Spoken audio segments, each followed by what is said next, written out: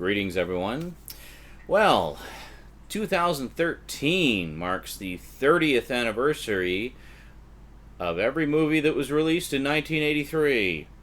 But there's one in particular that I'd like to talk about today because I've had a really nice DVD edition of it in my collection for a very long time, and I've actually been meaning to do a video about it for ages, and now seems like as good a time as any because it is the 30th anniversary.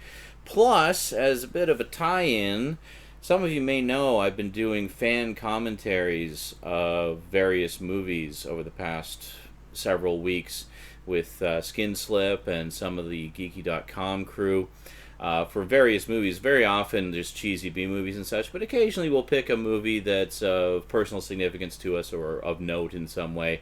And this was one of those movies. It was one that was a longtime favorite of many of ours, and we just wanted to do a 30th anniversary celebratory commentary about it, and no holds barred, just let the comments fly where they may. So you can find a link to that commentary in the description, but in the meantime I thought we'd talk about the DVD. I'm of course talking about what many people refer to as Lord of the Rings meets Star Wars, the fantasy sci-fi epic KRULL. Yeah, gotta love some KRULL. Well, today we're going to talk about this fantastic special edition DVD. Sadly, no Blu-ray seems to be on the horizon, which really is sad. And I guess we'll talk about that a little bit after the titles. So, KRULL, the special edition DVD, today on the Multimedia Chronicles.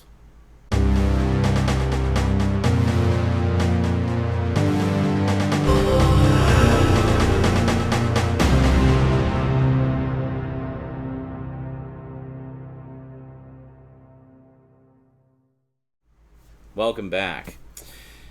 Yeah, it is kind of sad that there isn't a Blu-ray of this. If you listen to our commentary, you'll hear mention of this, because a lot of the photography and in particular the scenery and model work and special effects and sets and everything is just spectacular in this movie, Yeah, I've always really enjoyed it. I mean, it's not a perfect movie by any stretch. I mean, if you're I say Lord of the Rings meets Star Wars, but if you're expecting epic on that level, then you might be a little bit disappointed. It's kind of one of those movies that strives for greatness but doesn't quite get there. But that said, there's still more than enough there to entertain and delight.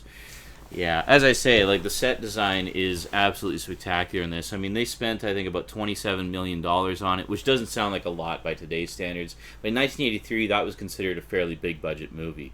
I mean, you look at Dune, which came out the following year. Dune, I think, was produced for about $40 million, and that was considered an astronomical budget. So it's all a matter of perspective, Nowadays, this would have been like a $100 million movie, easy, But back then, 27 mil was quite a lot, and the thing I've always been really impressed about is you really do see it on screen. I mean, the sets are massive in this thing, and there's a lot, just tons and tons of special effects, and they're actually quite good. Like, some of the stop motion effects are really well done. Even a lot of the just sort of trick photography, makeup effects and things like that are really effective. It's a feast for the eyes, man. It really is. And yeah, so let's take a little look at the DVD here. So it's just a single disc edition, but on the disc art there you can see the glaive, which is the multi-bladed spinning thing, and it spins in midair, much like you would expect it to. It does exactly what you expect it to, and it looks awesome when it does it. But yeah, so that's the glaive there, and you got that, and it actually comes with a really nice insert. So again, you have the cover there, you got the track listing on the back, and then inside you've actually got sort of a very brief encapsulated making of thing here, where you get lots of different notes about the making of it and such. I refer to this a few times on our commentary as well, just because for some reason the IMDb trivia page is really lacking on this one. I don't know why. It's funny, you hear a lot of fan love for KRULL, but you don't see a lot of people talk about it very often, which is really strange to me. There wasn't a lot of merchandise either. Like, basically, you had the original VHS release. I'm sure there was a Laserdisc release at some point. You got the DVD, no Blu-ray yet. You got a couple of soundtrack albums, which are, of course, out of print and extremely expensive now. And you had the comic book adaptation that Marvel did. They did a 2-issue comic book adaptation. In fact, let's see if we can find the covers. This was the first issue, which is quite nice. Basically, it's just the movie poster on the cover.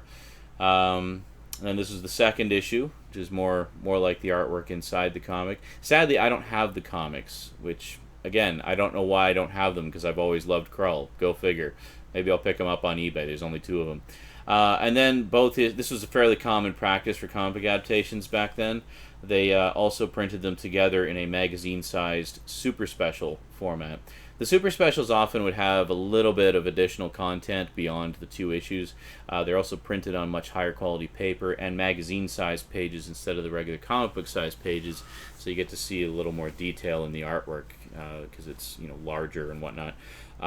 So yeah, I'll probably go for the super special because I have a few other super specials and I've always really liked that format.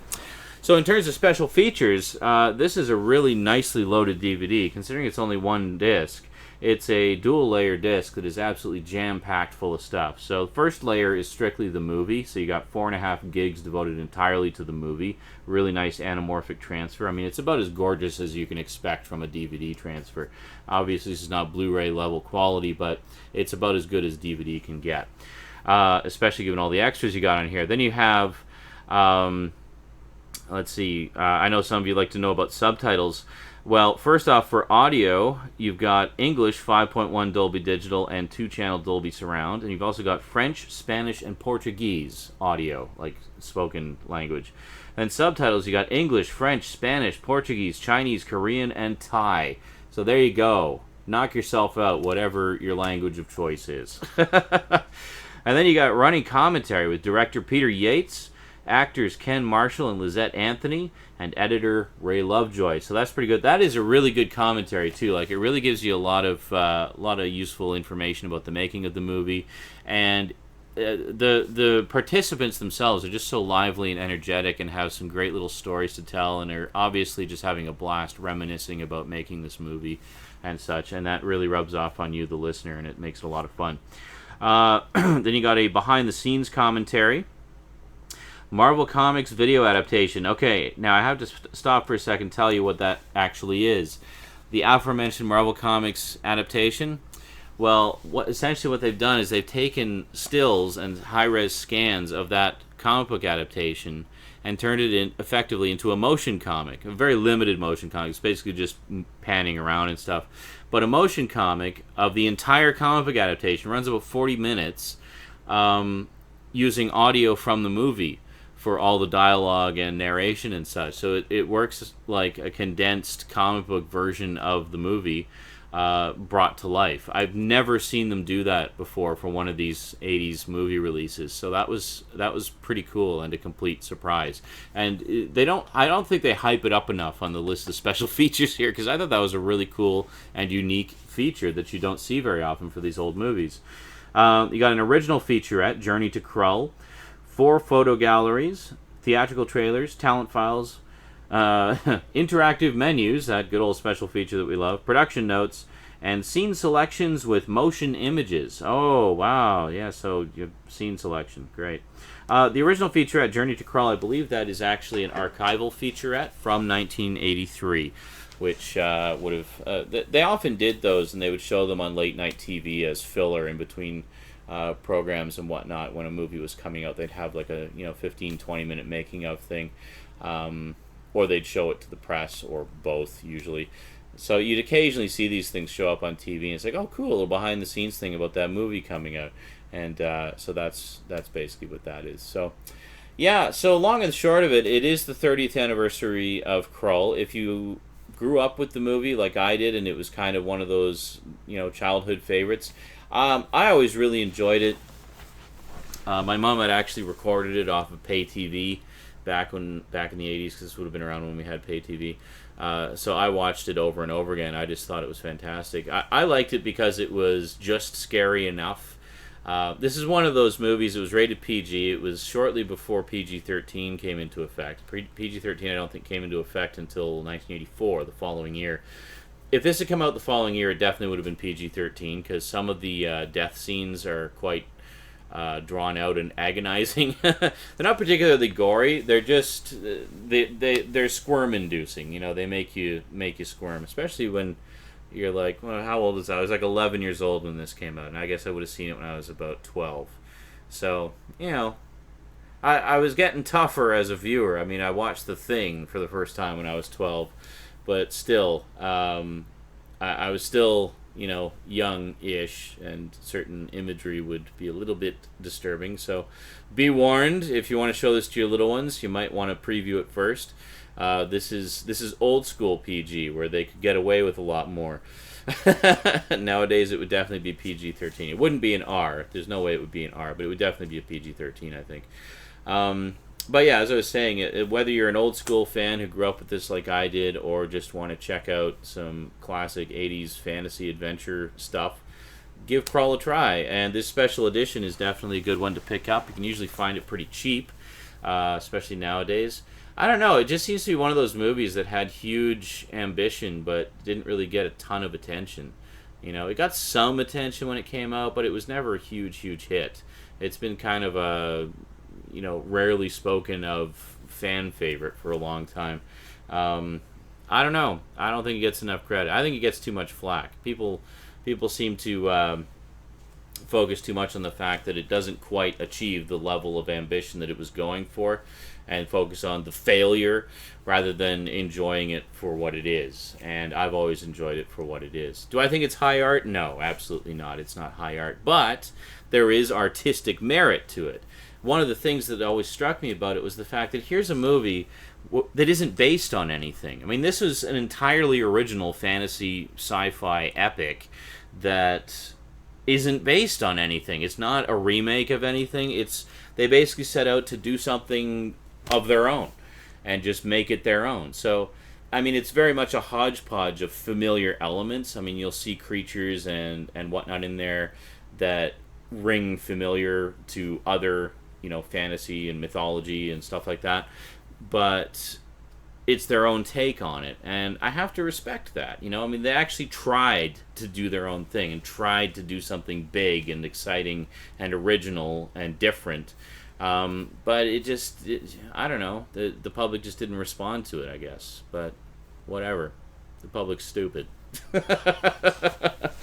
So check out KRULL. It's good stuff. And like I say, you can pick up the DVD pretty cheap nowadays, too. The soundtrack, however, is another story. The music is by James Horner, shortly after he did the music for Star Trek II: The Wrath of Khan. You'll hear mention of this in the commentary as well.